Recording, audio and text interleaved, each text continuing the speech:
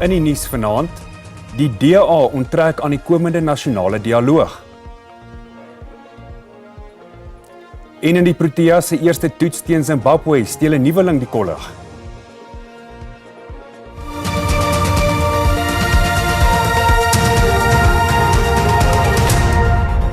Goeienaand en baie welkom by die Afrikaanse nuus op SABC2. Die leier van die DA, John Steenhuisen, het aangekondig dat die party onmiddellik aan die langverwagte nasionale dialoog wat op 15 Augustus vanjaar sal begin onttrek. Dit nadat president Cyril Ramaphosa die DA-adjunkminister van Handel, Nywerheid en Mededinging, Andrew Whitfield, donderdag afgedank het. Whitfield het 'n internasionale besoek aan die VSA afgelê sonder die president se magtiging. Die DA-leier sê die party sal nie meer deur die ANC geminag word nie. Na berigte dat die DA die regering van nasionale eenheid gaan groet, het Steenhuisen dit duidelik gemaak dat die federale raad na 'n dringende vergadering besluit het om net van die nasionale dialoog te onttrek. We're not going to walk out on the GNU, and we're not going to walk out on South Africa, and we're not going to walk out on the people who are looking to us to show the leadership that's required in this country to get it moving forward. However, we need to then genuinely focus on the things that are going to get our country moving forward. And that cannot be the ways of the past. Die DA sê hy sal ook nie die begrotingssteun van departemente wat deur 'n ANC-minister gelei word wat by korrupsie betrek word nie. Die party oorweeg ook om 'n mosie van wantroue teen Ramaphosa in te dien. A second and critically important step that the DA is taking is to vote against upcoming departmental budget votes for the departments headed by Simelane Inkabane and other corruption-accused ANC ministers. And we will keep voting against those budget votes until those ministers are removed. In this way, the DA will strike a responsible and appropriate balance by allowing the broader GNU budget process to proceed to ensure the stability of the country, while forcing the ANC to act against those specific ministers who the public now demand are removed. Die leier van die DA sê dit is tans in die belang van die land dat die party in die RNE aanbly. Die ANC-woordvoerder, Mashleng Gibengu, het in reaksie op die DA se onttrekking sterk gereageer. There isn't anything in the Constitution and the Statement of Intent that suggests that the President must co-govern with the leader of the Democratic Alliance. And secondly, we continue to remind the DA we are not in a coalition with the Democratic Alliance.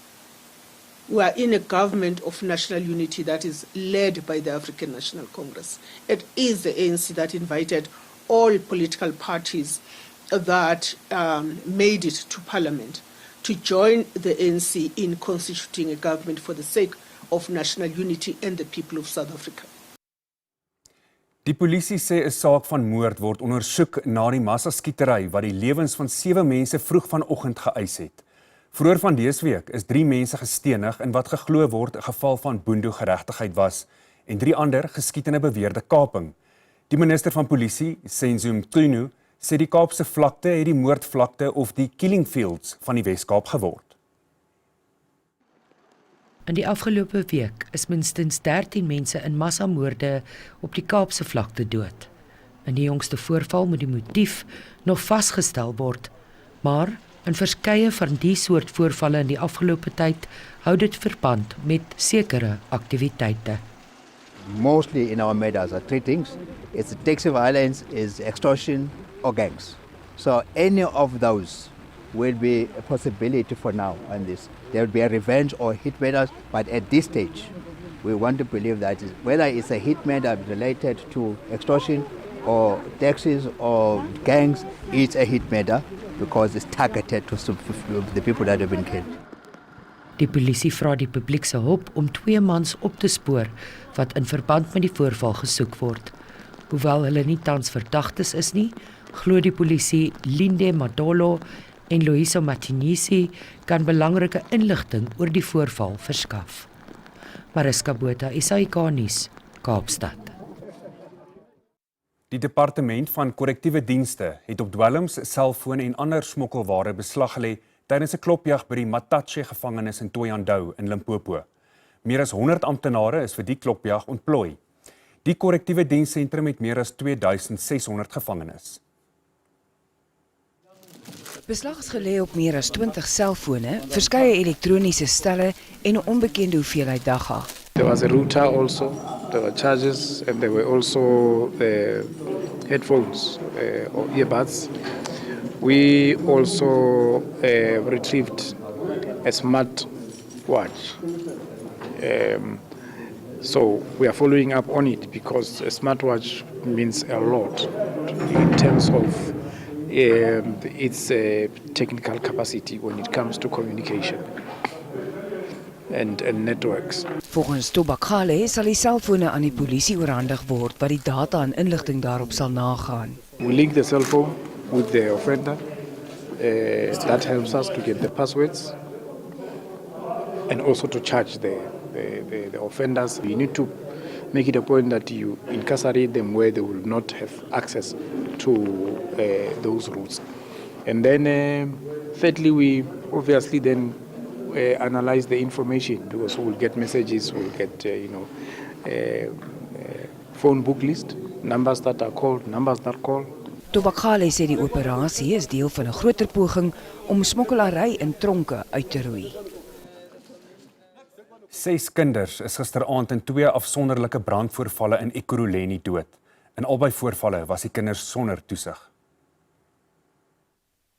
Die woordvoerder van die Ekurhuleni Metro se ramp- en noodbestuursdienste, Mazwazi Mdluli, sê die oorsaak van die brandvoorvalle was vermoedelik weens onbewaakte verwarmingstoestelle of kersse. The first fire incident took place in Villa Lisa at around 8:30 late evening, where 4 children between the age of 2 to 14 years lost their lives when their 4-room shack caught fire. In another devastating fire incident reported at around 22:53 in Katlehong, 2 children aged 10 and 2 lost their lives when their 4-room house caught fire. In both cases, the children were left alone without any adult presence. The cause of the fire is currently under investigation. Die Metro-maan-inwoners om waaksaam te wees wanneer daar met kersse en oopvlamtoestelle gewerk word. In Johannesburg het die spanning vandag hoog geloop tussen die polisie en lede van Operasie Dudula. Die organisasie het probeer om klopjagte uit te voer op gekaapte geboue in Rosettenville in Johannesburg. Hulle is egter deur die polisie gestop omdat hulle nie die regte prosedures gevolg het nie. Na vurige argumente met die polisie het ondersteuners na die naaste polisiestasie opgeruk om 'n saak van aanranding teen die polisie te open oor beweerde geweld teen hulle lede. Die organisasie sê hy betreur die oorname van geboue deur onwettige migrante en medes tyd dat geboue wat gekaap is weer teruggevat word.